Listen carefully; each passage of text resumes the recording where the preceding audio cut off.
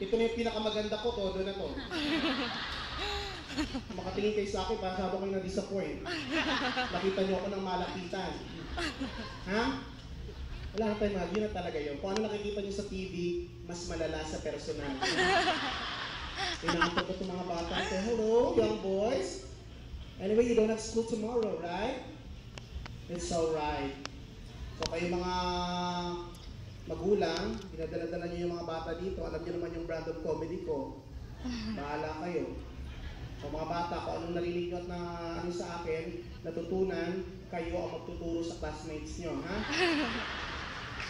At least mas advanced kayo, mas ahead kayo. Diba? Ang daming bata pala. Ano to? Ano lang yung mga bata dito? Ano to? Ano to, daycare? Ano to? Young boy, you're sleepy na? Why? You're not yet sleepy? Do you know me? You know me?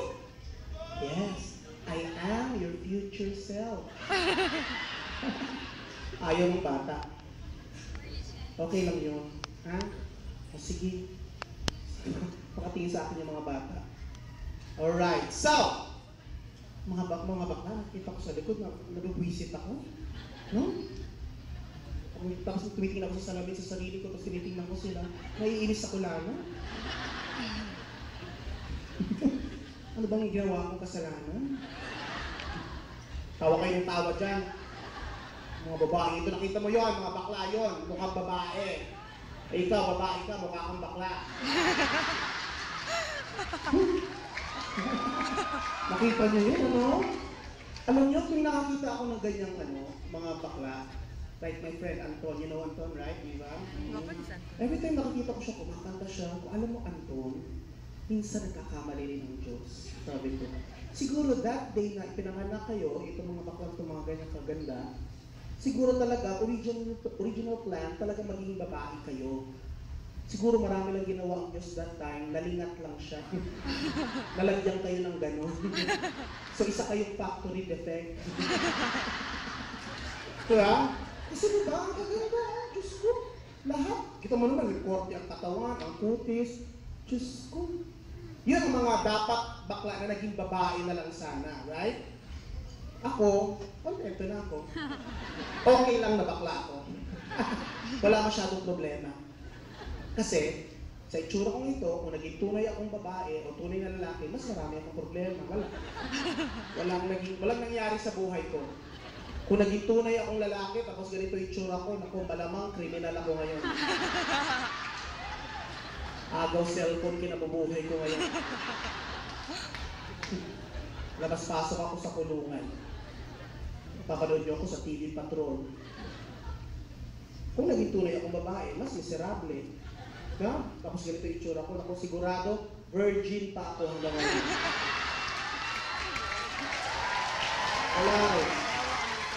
Wala rin nangyari. Useless din. Araw-araw mainit din ang ulo ko. Ganun ba yung mga babae pag hindi nagagalaw? Masungit, irritable. So ganun ako. Araw-araw yung ganyan. So hindi masyado akong worried na, diba habang nagmamature ka, dati, syempre, bakit hindi ako yun? Pero yung pala yun, may purpose naman ang lahat. So na-realize ko, dapat lang na naging bakla ako. Kasi naniniwala ako sa kasabihang, walang baklang pangit sa lalaking gipit. Totoo yan, no? Just, hindi naman ang lalapit ng lalaki. Gano'n ka pa kaganda, hindi naman ganun. So, yun nga lang. Magastos. Diyos ko naman. So, how's everybody doing? Beautiful people of Davao. Alam niyo, masaya talaga ako palagi every time I get the chance to perform in front of my kababayan. So, I feel so proud.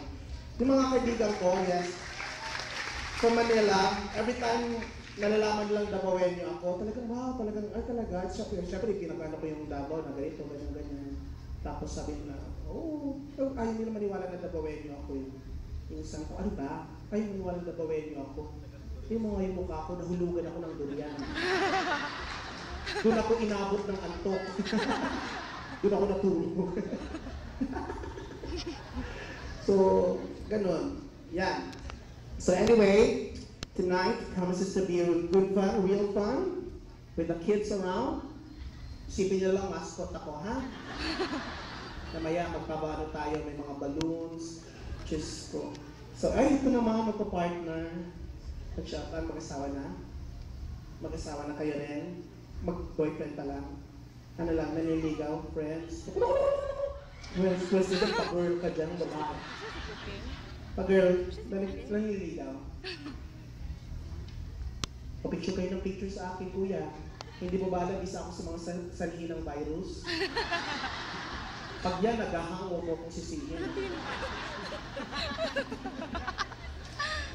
Naku, wala pang lunas yung pagka-virus ko.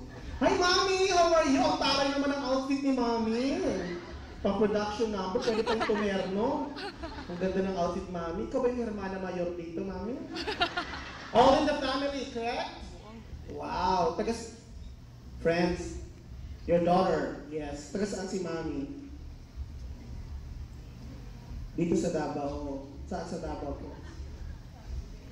Ciudad Esperanza. Wow! Pangmayaman daw yung lugar na yan. Kaya pala magaan ang loob ko sa'yo, Mami. Mukhang magkakasundo tayo. Yung Mami. Hi, hello. All the family, nakakatuwa naman. Diba? The family that sings together will form a choir. Mga anak dito, Mami. Asan si Daddy? Patay, no? Oh, hayaan niyo, Mami, susunod naman kayo, ha?